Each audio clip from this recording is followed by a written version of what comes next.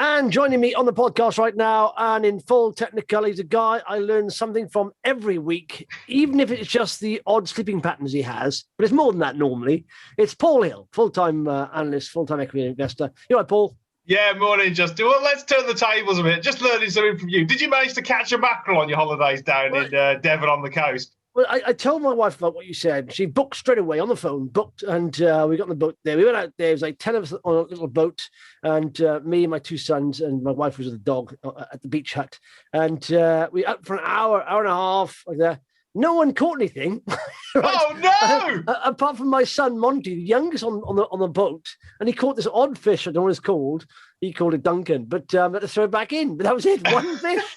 And the guy said, it's very odd. He said, the thing is, you're about 3 weeks too late. He said, because we've had a bit of a cold May. It's been raining and stuff. It's affected, I don't know if that affects it. Oh, that's terrible. He said, this time last year, he said, we were swamped with mackerel. But at the moment, and in fact, when my wife made calls, another guy said, in fact, there's not a lot of mackerel around at the moment. And that's the way it is, just, the temperature and seasons. Oh, you're really unlucky. Okay, well, next time you go down the coast, try again. I mean, it's definitely worth doing, because if you ever catch one and then eat it fresh on that day, it is just the best tasting fish that I have ever tasted. Absolutely brilliant. So it's well worth it. Yeah, well, we were contemplating actually getting off where the boat was, and there was a little fish hut there. We buy fish, and I said, let's just buy a big one and take it back to the missus and say we caught it. And well, the price for it, I don't waste my money on that anyway. But we didn't. But I tell you what, it's a good investment, Paul, isn't this? So we hired a beach hut, and these beach huts, they're basically not larger than a garden shed. Pretty much. They're not that much bigger than that. So this lady bought this beach hut in 1990 for $2,500. The one sold next to hers last week, I think it was, for 85 grand. Oh, I know, yeah. That's nuts. I know, yeah. Just for a beach hut as well. I mean, it's absolutely crazy, nice. isn't it? I mean, they are quite nice, because you can get changed, and then you've got a sort of gas-powered sort of kitchen, no running water. You can't stay in them at all. But they said all you buy, essentially, is the permission, the license to have that there. The council can come along anytime they want, knock them all down. That's you've got no rights to it. But I thought 85 grand. There are places in the valleys of South Wales where you could buy a nice terraced house for that. Well, there aren't that many nowadays. I mean, it's what you've actually just made a brilliant intro into a company that I've sort of run the slide rule over. It's a premium brick manufacturer called Michelmersh, and everybody's pretty aware that house prices has just gone to the moon over the last 12 months. You've had Nationwide, and you've had Rightmove all saying that you've seen 10% price increases. And remember that, sort of turned the clock back 15 months, and they were saying it's going to go down by 10%. So you've seen incredible sort of price appreciation, and you've got not much sort of like stock on the market. But what's less well understood is that a lot of people, homeowners now, are going up market in terms of premiumization. So they're looking for more space. If they're not moving, they're building sort of like good quality property. And this plays perfectly to Michelmersh, which, as I say, is a premium, and I mean premium brick manufacturer. It makes differentiated, aesthetically pleasing or appealing type of clay bricks and different sort of building products. It has about sort of 5% of the UK market. It doesn't actually compete against the major big boys like Ipstock or Forterra or Wienerberger. It tries to go obviously for the differentiated side. And I would class it really as a trophy asset type play in the whole building products space.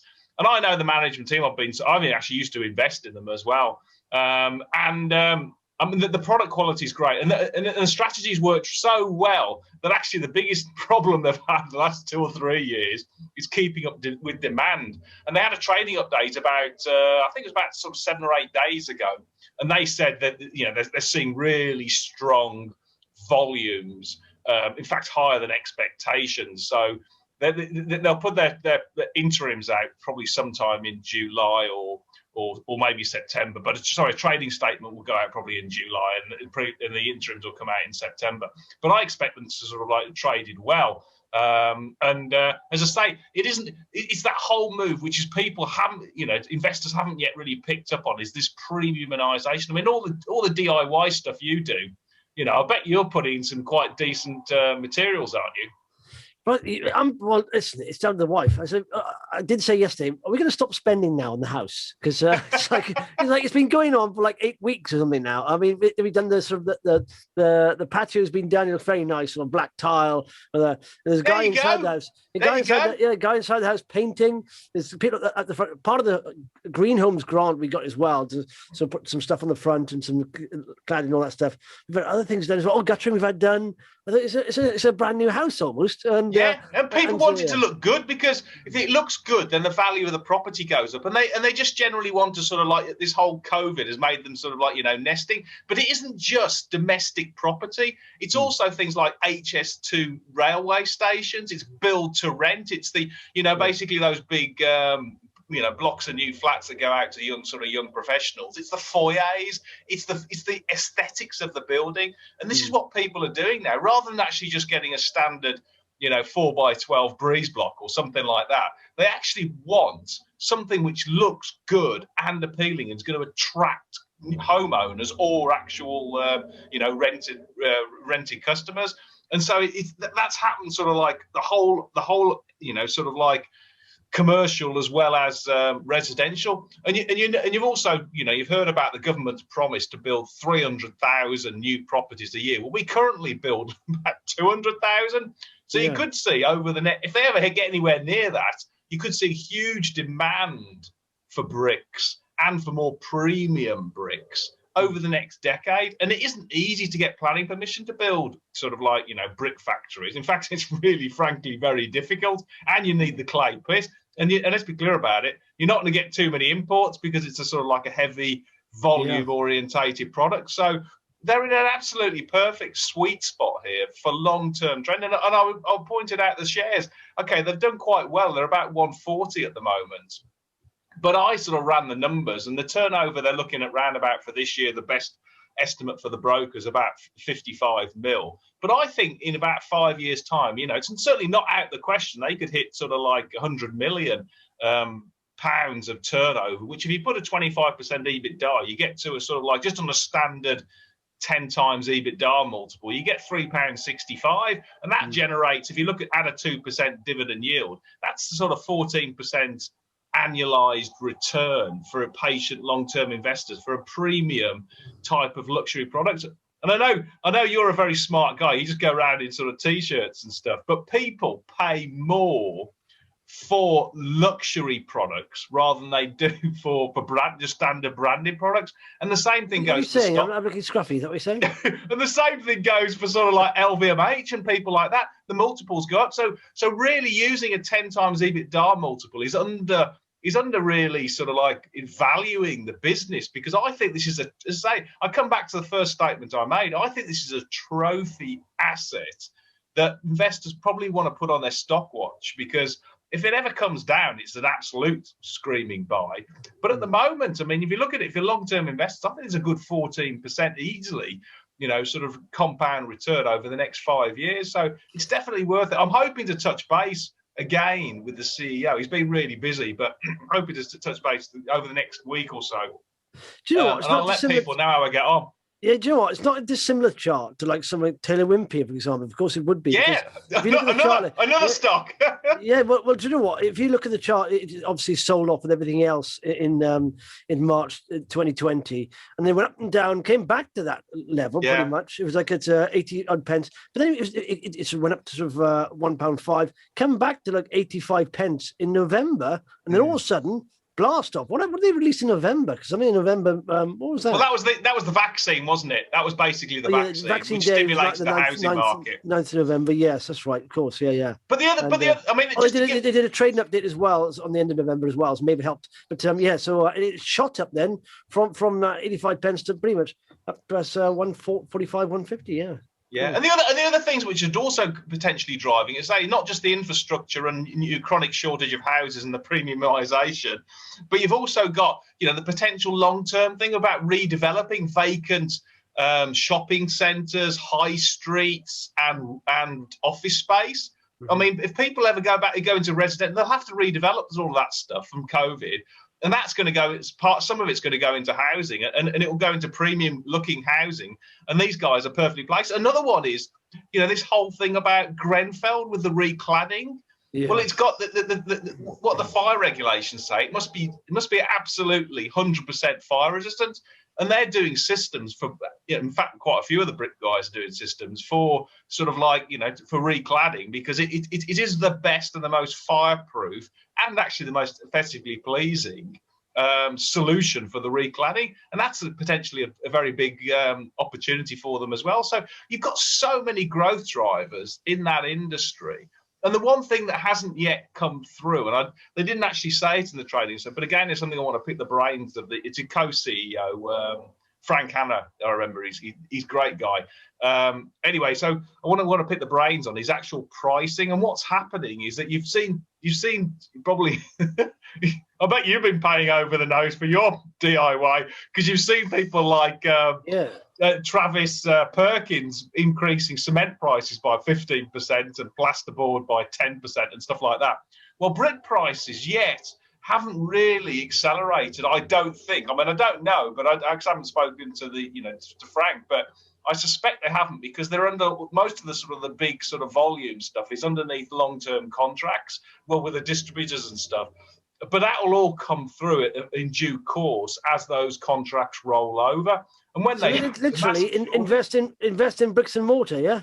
Yeah, well, there you go. I mean, I could actually see, because they've got a really good history of beating expectations. I could see them beating expectations this year, but potentially, if the market continues going, and where I think it might do, with more pricing and similar or increasing demand for next year, then I could see them I could see the broker lifting at their expectations quite markedly for 2022 if they do get that price bump. Yeah, but how sustained is this, uplift? How sustained? How sustained?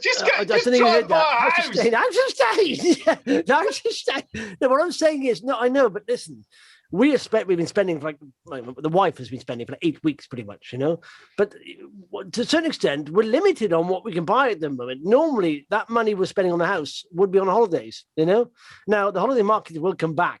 And people will start going on holidays again. I'm not saying it'll drop off a cliff. I'm not saying that at all. But we have had pent-up demand that people want to spend on something. People are addicted to spending, and so they are spending on home improvements, moving houses, and all that stuff. Will it slow down a little bit, you think, or what? I'm sure it will. I hope it does, because effectively the industry can't work on that sort of like pace long term.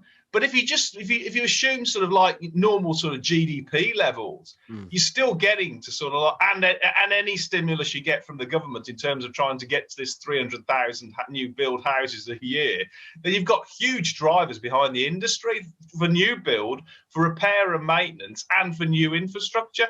Did you see that? No, today, actually, been news from the ONS just now come out. The economy grew by 2.3% in April.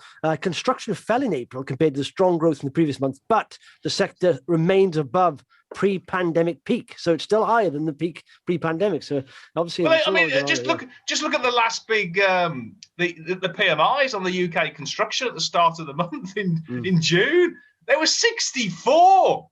50, anything above 50 indicates expansion. 64 goes, you go back to something like 1988 to get a number like that.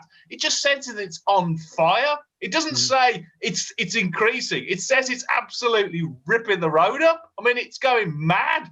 Yeah. Okay, well, anyway, so, but I think just have a look at that one. I mean, I think let's just touch base on the sort of the top level, because I think something which has been certainly puzzling me, and I think puzzling a lot of investors, in fact, a lot of big fund managers as well, is the US Treasury inflation expectations and what's happening between the bond and the equity markets. Because I don't know if you saw yesterday, Justin, but the US came out with a blowout 5% CPI, inflation number, and that was above expectations. But the bond market fell. The US Treasury fell to 1.44.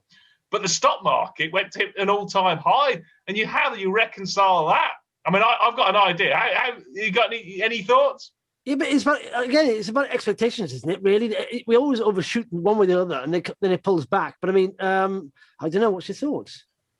Well, I mean, I think what you've got is two differences of opinion. You've got your bond market guys who basically think because the economy and the UK economy here are running so hot, it's going to trigger the central bankers to withdraw, to empty some of the punch bowl that they've been throwing into the market in terms of monetary stimulus earlier than expectations, and therefore the bond guys are saying, because they've reduced the yields on treasuries, they're buying bonds basically.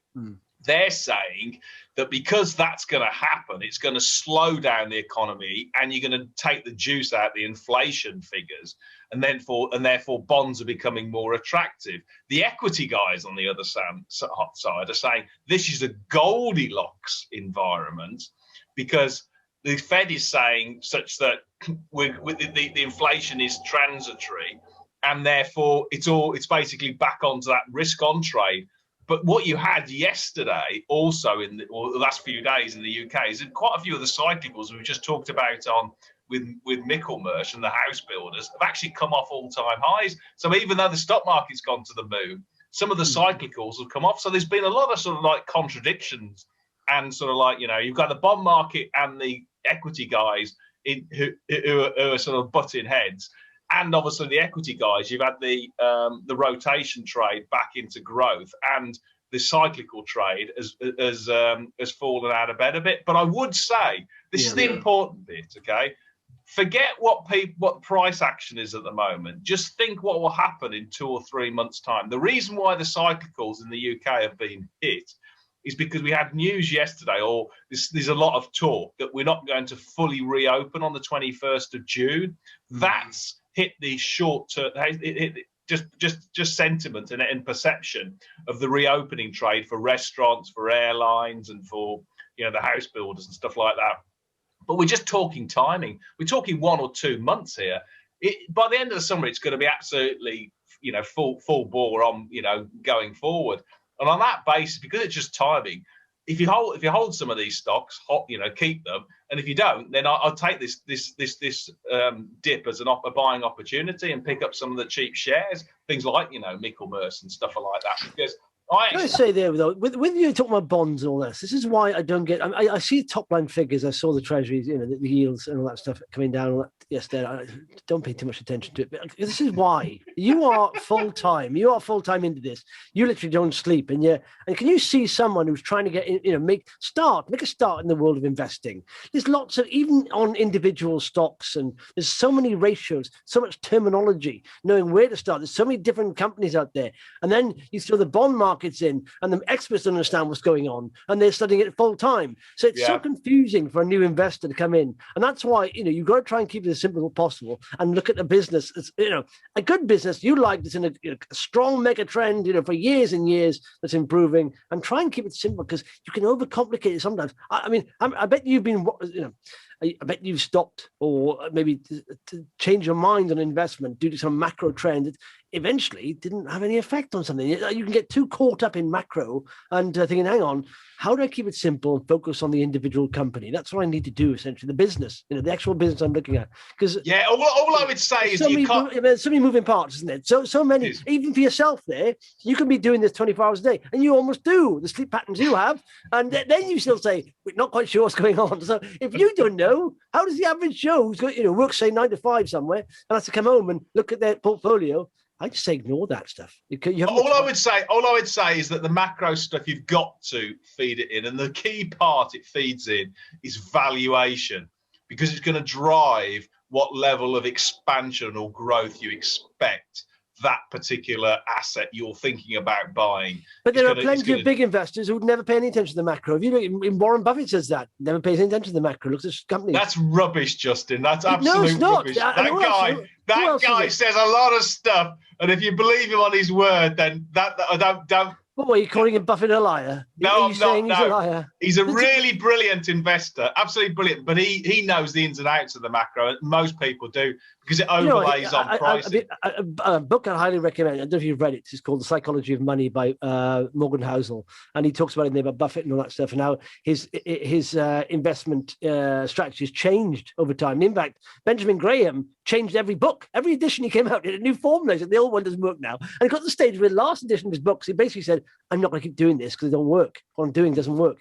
And so he changed it all the time. So it's so complex. But Buffett, for example, one of the things he points out in this book is about the miracle of compounding. And he said that 90% of Buffett's wealth has been earned after his 50th birthday.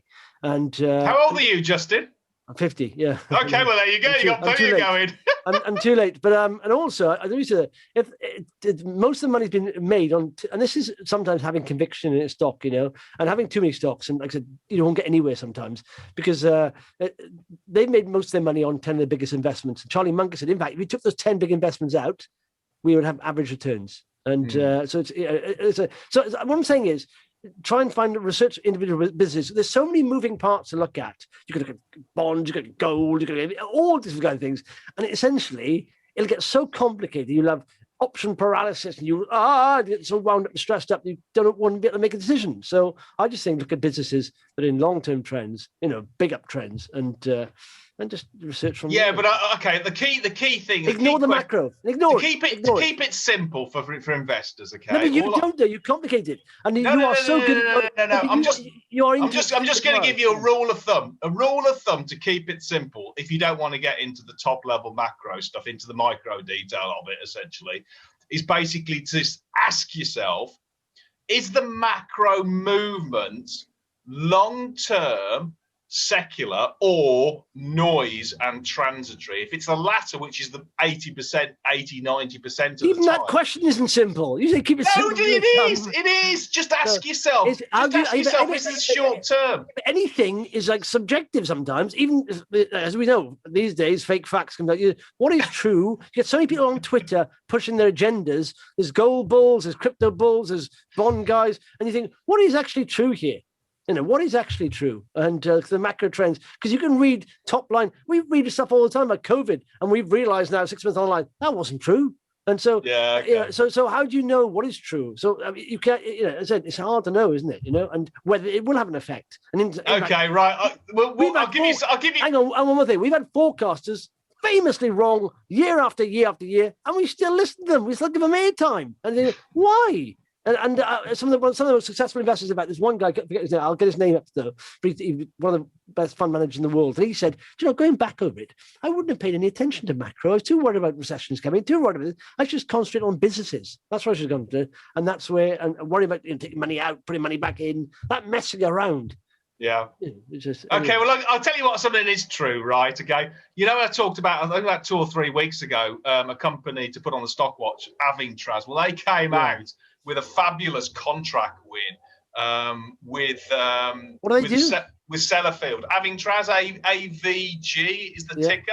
And I said to people to stick this, have a good look at it. And this again, they're knocking the ball out of the park.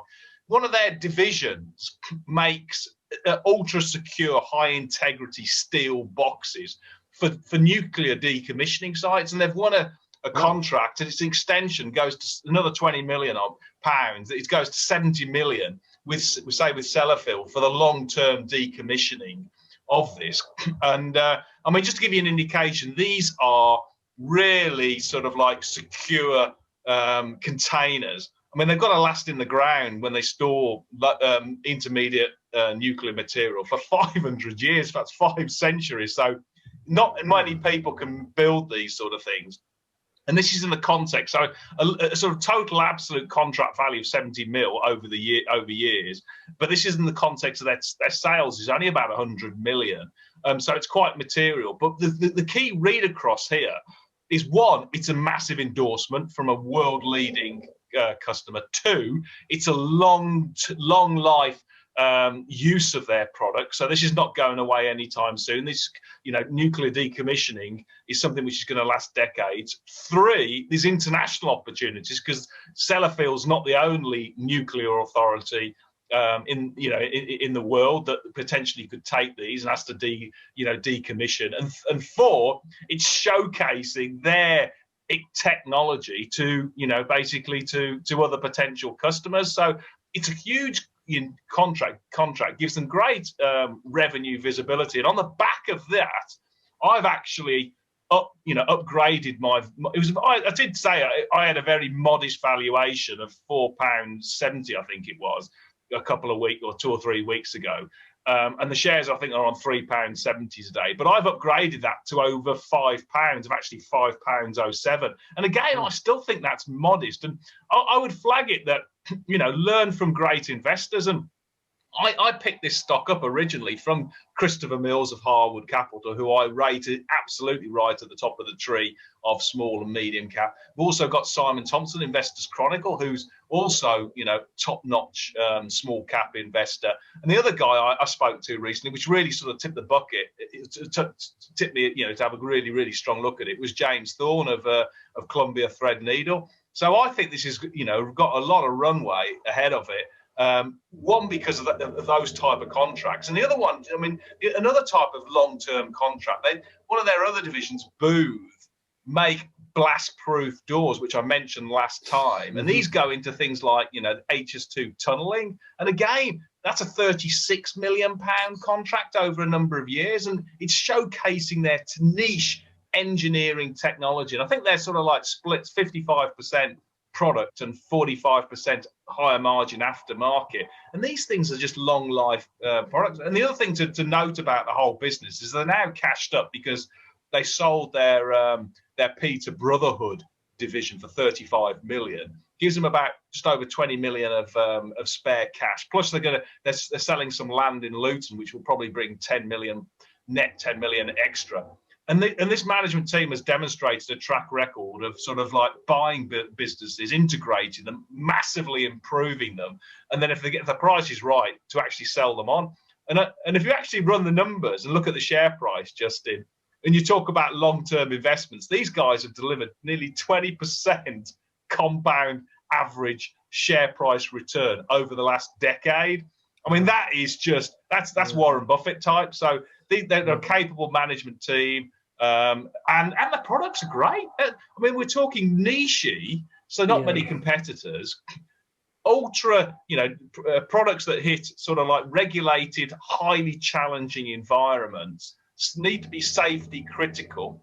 So it's blast-proof doors. It's high integrity nuclear storage boxes, but it's also sort of like high performance pumps and motors as well. So it's really when you said that, what they do, I thought, wow, how many people do that? And so it's so specialist. But of course, is the demand there? Then you look at the contracts. Yes, demand is there. So you think that kind of thing there, like you said, that is what Buffett would say is a moat. There's not many people can do that. And absolutely, and that's not even mentioning their new sort of like division in the medical side, and they're trying, and they're not far off actually, creating or developing a breakthrough small form cryogen free MRI scanner in their Magnetica division. And if they can actually bring that to market, that is just a massive value generator, and that's in the price for absolutely nothing at the moment, because the valuation I gave is largely just on the existing business, and this is just for free. So you get that as a potential optionality onto it, and it's amazing really, because most MRI scanners, if you ever had to have one, or I know a friend, they're big things, they're gantries, and you go down and you have to basically be in it for like 40 minutes. You have to stick on headphones and headsets because you see they have all these noises going around you. But this is small form, and it's aimed at neonatal, so babies and very young children, plus on the vet side. But it's a £400 million plus market, total addressable market, that's really untapped at the moment. So they've got some really neat technology there that if that does come to market, that gives them a lot of optionality. They can either they could either partner with a bigger medical device manufacturer, or and license the technology, or even try and actually bring it to market themselves. So market cap wise, 116 million, is that right? Yeah, exactly. Okay. I mean, it's absolute, buttons. So and I would say that thing you said, they've got a guarantee 500 years, and if it doesn't work, you get your money back after 500 years, do you? Say that again. They say got to build those steel boxes. They've got to be worthy for 500 years. 500 years. If you keep your receipt, it doesn't work. Can you get your money back after 500 years? Wow, that's amazing. 500 years. I know, guaranteed. Yeah, it's got to be for 5 centuries, exactly. I mean, that is just phenomenal, isn't it? Yeah. Wow. I know. Cool. Anything else happening? I mean, the other bit of big news was actually Avacta earlier this week announced that it actually been given final approval by MHRA, which is the UK authority, to sell its rapid lateral flow test for professional use in the UK. And that's a big rubber stamp of the technology of their Afima technology that's used in the diagnostics and the reagents for that rapid lateral flow. It's one, if not the most accurate test in the world, I believe, for rapid lateral flows. And the price come off, did it? Did the price come off a bit on that? Is that what happened? Yeah, well, what's interesting is such that because with the vaccination programs in the US and UK are going so well, people keep asking and questioning whether you're ever going to need, sort of testing going forward. And I just say to them, look at what's happening currently in places like Bolton.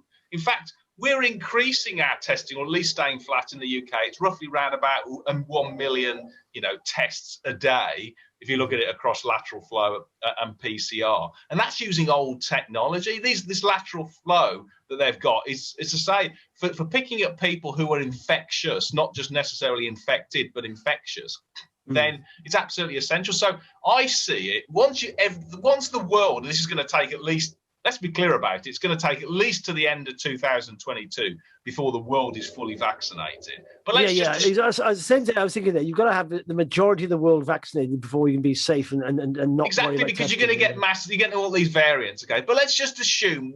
I think our perception is biased because our country is doing very well on the vaccination front. We assume other people are, or some countries are nowhere near where we're at. They haven't even started, have they? I know, some 10%. Yeah. They haven't even started. So let's just assume we're in 2023 now, and let's hope and pray that the world has been fully vaccinated, right?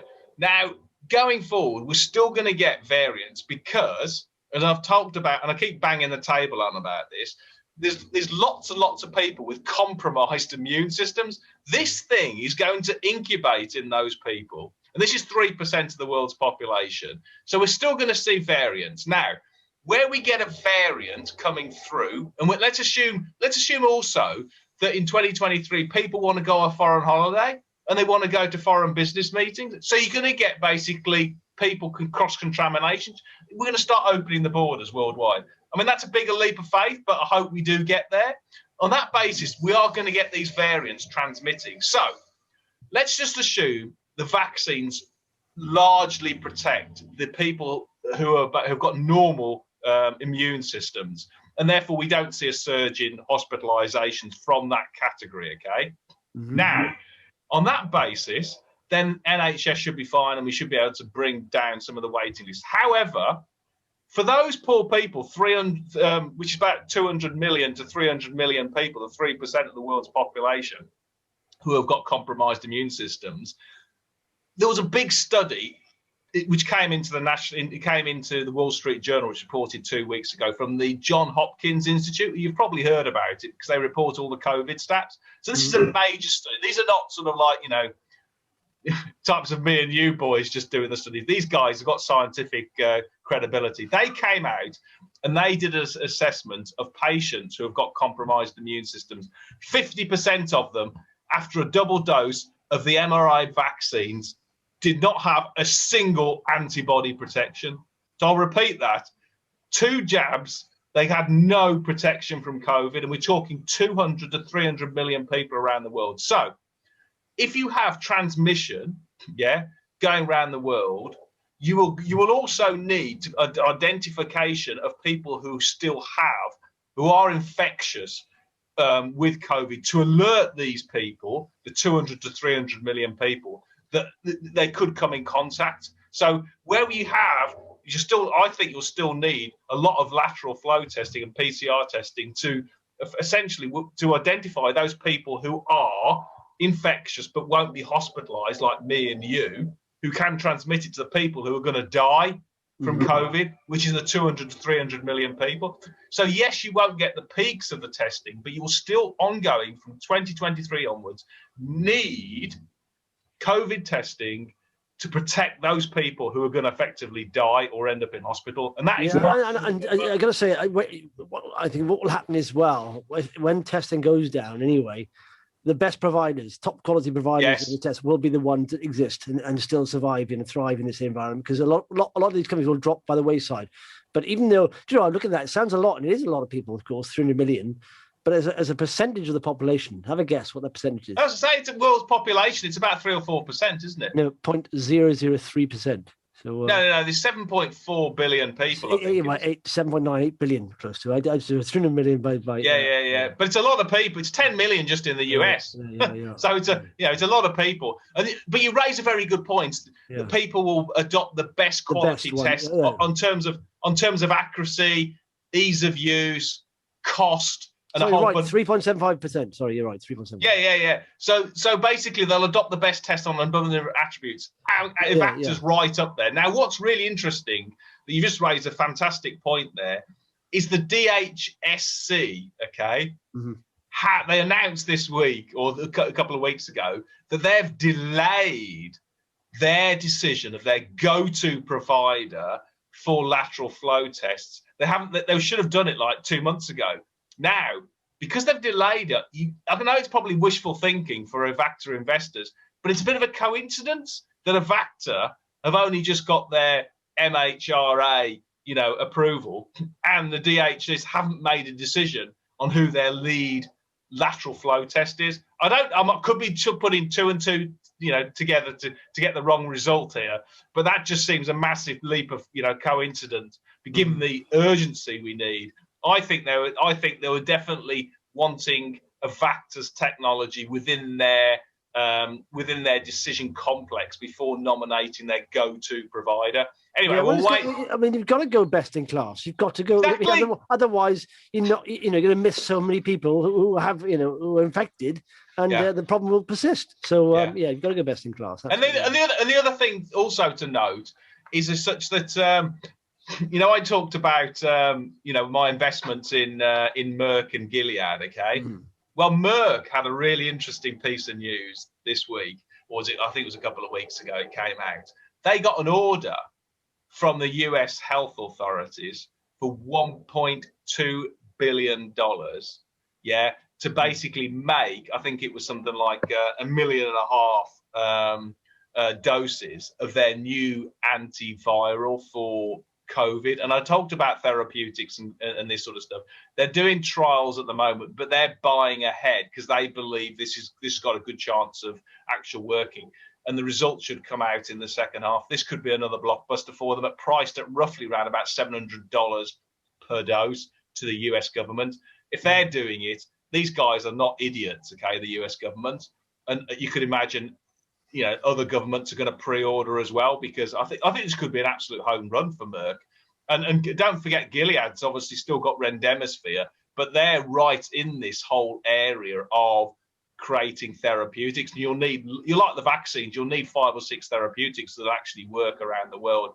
So that could be really good news if we do get a therapeutic that works and is out in the market by the end of the year. But again, it's going to be swamped by demand, because frankly, if you've got 200 to 300 million people every single year going into hospital because they're being, infected, then you're going to need a blockbuster therapeutic, a blockbuster load of testing, and blockbuster vaccines that you tweak every 6 to 12 months to protect the world and allow us to get back to anywhere near normal, to start reducing these hospitalization waiting lists. And did you see that number this week? Yeah. Was it 5 million? 5.1 million, and that's without the testing over the last 12 months of people who have got symptoms but didn't want to go into hospital, or the hospitals haven't been able to test them. It's probably about 6 million. I mean, it's enormous. I feel sorry for them. I really do. But just think about it. If you had 6 million people who need, some sort of like elective surgery or some sort of like help from the hospitals, we're talking 8% of the UK population.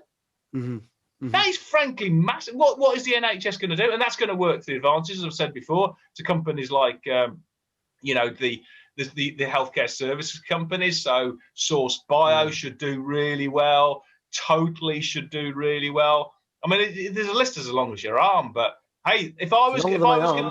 Let me ask you a question on a personal level. When you're looking at stocks and looking to invest, where do you start? Because your stock, I know you look at sectors sometimes, but you look at, there's having a sort You know what I'm going to say, Justin? You're asking for a kicking. You're asking for a kicking. I know, but hang on. I love a kicking from you, Paul. It's a hobby I choose to take part in. But no, but so because if you look at your portfolio, there's big companies, US companies, UK companies, small companies, micro cap almost. So where do you start? Because there's so many options out there, opportunities. Sorry, go on. Sorry. So where do you start? Where do you start looking? I mean, because you were talking, I base myself in the UK alone in microcaps pretty much. So I limit my base, but the filters for it. But you are including the US as well. So you're talking sort of thousands and thousands of companies. So how do you start looking? What do you start searching for?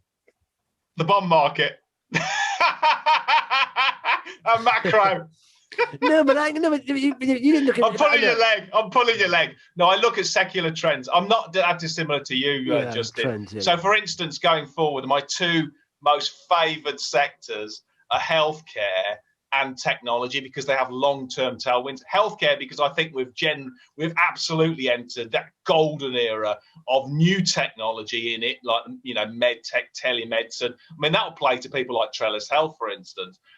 So that whole area of new technology, but also accelerated regulatory approvals and huge waiting lists to go through, and then effectively the software side of it is just fabulous because moving into the cloud now, everything's going digitization and everything of all the corporates and enterprise systems.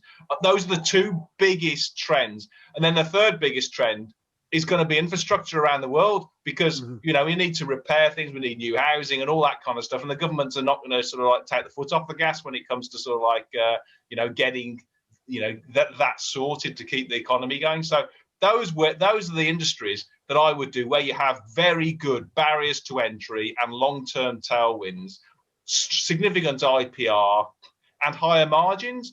I mean, that's. I saw someone ask you about actually RDT, Rosslyn Data Technologies. Are you still holding those? Yeah. I've spoken to the CEO about 2 weeks ago, Paul Watts. He's fabulous, absolutely fabulous. He's one of the best CEOs. He's one of the best Pauls I know. Yeah. Yeah, he's one of the best CEOs that I've come across ever in a small cap. He's absolutely brilliant. So I'm keeping my money with him. I really am. I mean, I haven't bought any more, but I certainly haven't sold. I think that has got a lot of upside. If he does what I think he'll do, and I've actually exchanged emails with the chairman who's really positive on Paul as well, and the rest of the board are really positive on Paul. I think he'll do. I think that business will do really, really well. You've got to give him a bit of time because the whole digitization side, that because of lockdowns, has been pushed to the right. But I think sort of the back end of this year, early next year, you'll start seeing a real acceleration in contract momentum. So, when it comes to Rosslyn Data Technology, I've not sold any at all. And I'm a long-term holder of that business. And I've got no view of selling them because I think, and if anything, if I had more spare cash, it's one I would pick more shares up because I would strongly recommend anybody who's serious, have a chat to Paul if you can, because he's a great guy. I mean, you'll be, the guy is dead passionate. He comes from Blue Prism and he's dead passionate about the business. He's really committed and he's got great ideas of how to actually, another passionate Paul. Another passionate Paul, but the funny thing is with trading updates, people, a lot of the time it happens all the time. Markets mark them down after a trading update. With historical news, we know that, and the company's looking forward and moved on. And sometimes I think a lot of the time that's an opportunity to pick up, after a trading update or financial report, which is looking backwards, and especially in 2020, where abnormal year completely. That is an opportunity a lot of times, isn't there? Sometimes I just say, if you research a company, wait until they're at the finals because. In a year like last year, it'll dip and you can pick them up. Yeah. I would say just for me, because it's quite difficult for me to buy large chunks of small cap stocks. And the way I picked up my original stake was a couple of years back and one of the fund managers just did a cross trade and managed to pick up a big load of shares all in one go.